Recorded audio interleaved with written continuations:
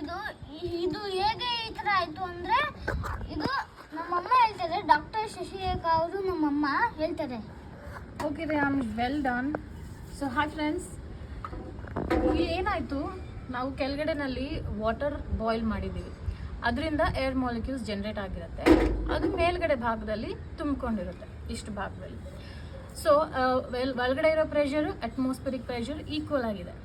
But ನಾವು ಅದನ್ನು ಉಲ್ಟಾ ಮಾಡಿ ಈ ತಣ್ಣೀರಲ್ಲಿ ಹಾಕಿದಾಗ ಏನಾಯಿತು, ವಾಟರ್ ಮಾಲಿಕ್ಯೂಲ್ಸ್ ಎಲ್ಲ ಕೆಳಗಡೆ ಬಂತು, ನೀರಿಂದ ಎಲ್ಲ ಕೆಳಗಡೆ ಬಂತು. ಏನು ಬಿಲ್ಡ್ ಆಗಿತ್ತಲ್ವ ಏರ್ ಮಾಲಿಕ್ಯೂಲ್ಸ್, ಅದು ಮೇಲ್ಗಡೆ ಭಾಗದಲ್ಲಿ ಸೇರ್ಕೊಳ್ತು. Correct.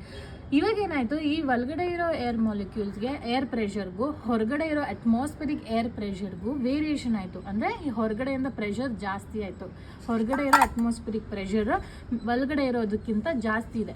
That is the reason this got crushed. ಹೊರಗಡೆಯಿಂದ ಅದು ಕ್ರಶ್ ಆಯಿತು.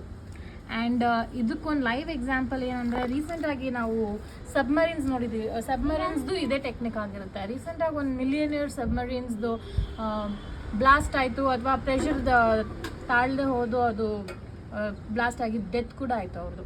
So that is exactly the same mechanism.